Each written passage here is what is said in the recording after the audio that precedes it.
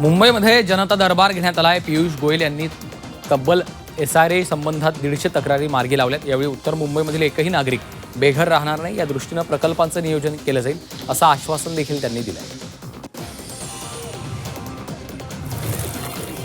30 मार्च रोजी महाराष्ट्रातील 48 लोकसभा मतदारसंघात नियुक्त्या करण्यात आल्या, अशी माहिती शिवसेनेच्या सचिन भाऊ चौधरींनी दिली।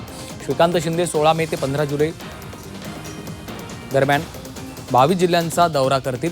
निवडणुकांच्या अनुषंगाने संघटन बांधणीसाठी हा दौरा महत्त्वाचा असल्याचं त्यांनी सांगितलंय।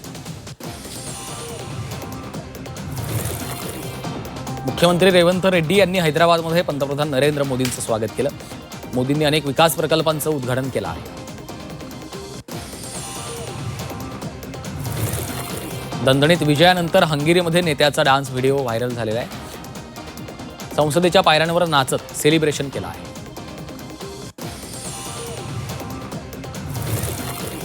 उत्तर प्रदेशमध्ये योगी आदित्यनाथ यांच्या मंत्रिमंडळाचा विस्तार करण्यात आला।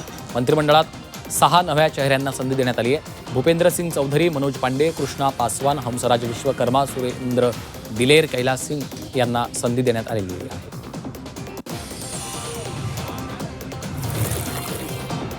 तामिळनाडूच्या राजकारणामध्ये विजय पर्वाला सुरुवात झाली आहे। थलपती विजय यांनी तामिळनाडूच्या मुख्यमंत्रीपदाची शपथ घेतली। चेन्नईमधील जवाहरलाल इंडोर स्टेडियमवर हा सोहळा पार पडला। विजय यांच्यासह 9 जणांनी यावेळी मंत्रिपदाची शपथ घेतली।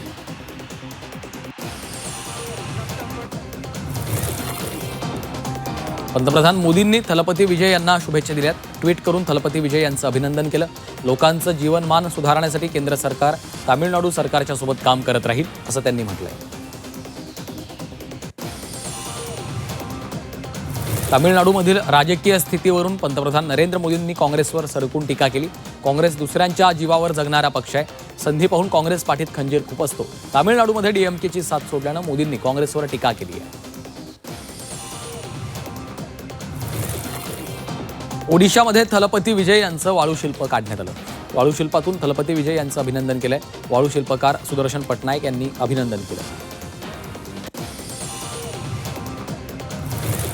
आसामचे मुख्यमंत्री हेमंता बिस्वा यांची भाजपच्या नव्या विधिमंडळ प्रमुख म्हणून निवड करण्यात आली। भाजपचे हेमंता बिस्वा शर्मा पुन्हा एकदा विधिमंडळाचे प्रमुख असणार आहेत। हेमंता बिस्वा यांनी सरकार स्थापनेचा दावा केलाय। आसाममध्ये मंगळवारी शपथविधी सोहळा पार पडणार आहे। हेमंता बिस्वा शर्मा पुन्हा मुख्यमंत्री पदाची शपथ घेणार आहेत। शपथविधी सोहळ्याला पंतप्रधान मोदी हजेरी लावणार असल्याची माहिती आहे।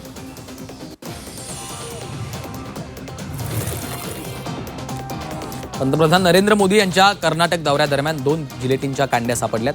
मोदी यांच्या आगमनापूर्वी तपासणी करण्यात आली आहे। या दरम्यान 2 जिलेटिनच्या कांड्या सापडल्या आहेत।